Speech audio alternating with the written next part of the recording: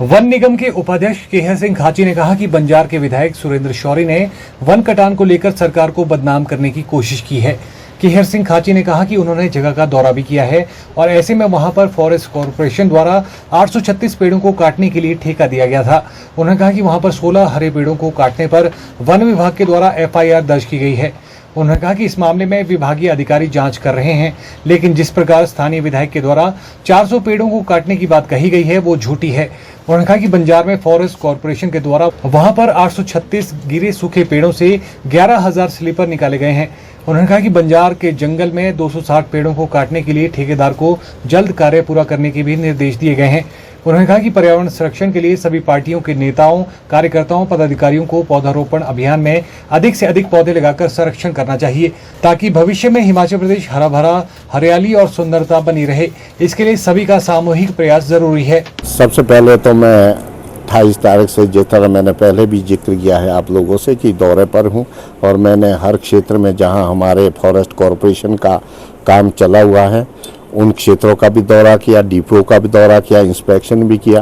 पिछले सप्ताह में बंजार भी गया, जहां की बात बड़ी तीव्रता के साथ और चैनलों के माध्यम से भारतीय जनता पार्टी के कुछ नेताओं द्वारा उछाली जा रही थी। मैंने खुद साइट का इंस्पेक्शन किया।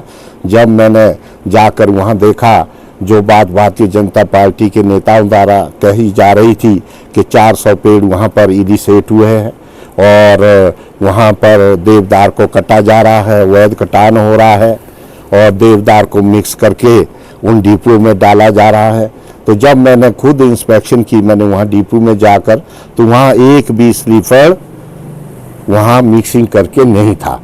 वहाँ पर अगर स्लीपर थे तो वहाँ पर मुझे तोश और रई के स्लीपर पाए गए, जिसमें 80% तोश के थे और 20% जो है रई के थे। इसके अलावा कोई भी किसी किस्म के और स्लीपर वहाँ नहीं पाए गए। इसे प्रतीत होता है कि ये एक छलावा था और सरकार को बदनाम करने का एक षड्यंत्र रचा जा रहा था। वो तो उसके बाद जब आपकी आवाज़ उठी तो हमने अधिकारियों को, अपने वन विभाग के सभी अधिकारियों को अलर्ट किया कि जाइए मौके पर देखिए, और ड्रोन भी दिए गए, उनको सुविधा दी गई ड्रोन की, उससे भी सर्वेक्षण किया गया।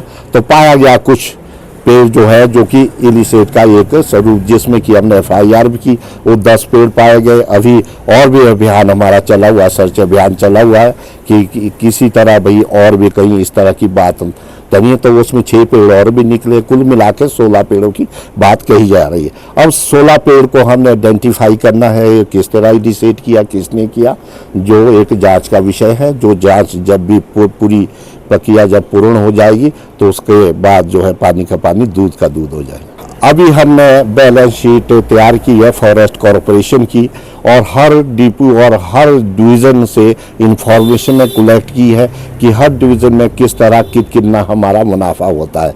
तो कहीं हमारे को 15 करोड़ का मुनाफा हो रहा है, कहीं 27 करोड़ का हो रहा है, कहीं 9 करोड़ का हो रहा है, कहीं 10 करोड़। मैं पूरे हिमाचल की बात कह रहा हूँ। इससे ये प्रतीत हुआ है कि हमारा जो कॉर्पोरेशन है निरंतर वो आगे प्रॉफिट की तरफ बढ़ता जा रहा है। और कुछ ही समय में आप देखेंगे कि हिमाचल प्रदेश का जो हमारा फॉरेस्ट कॉर्पोरेशन है वह बिल्कुल आत्मनिर्भर होगा और इसमें बड़ी तीव्रता के साथ वनों से जो भी हमारी संपदा सड़ रही है या गल रही है उसको हम बिल्कुल मुस्तैदी के साथ जल्दी से जल्दी डिपो तक पहुंचाने का प्रयास करेंगे। हमने निर्णय लिया है कि हर जगह में जितनी ज़्यादा से ज़्यादा पौधारोपण किया जाए, और पौधारोपण के साथ यही नहीं कि हम उसका पौधारोपण करें, मगर साथ साथ हमने ये भी सुनिश्चित किया है कि हम जो भी हमारा पौधारोपण होता है उसकी सुरक्षा और उसकी मॉनिटरिंग करना भी हम सब लोगों का फर्ज है, ताकि हम अपने हिमाचल प्रदेश को हरा भरा देख सकें।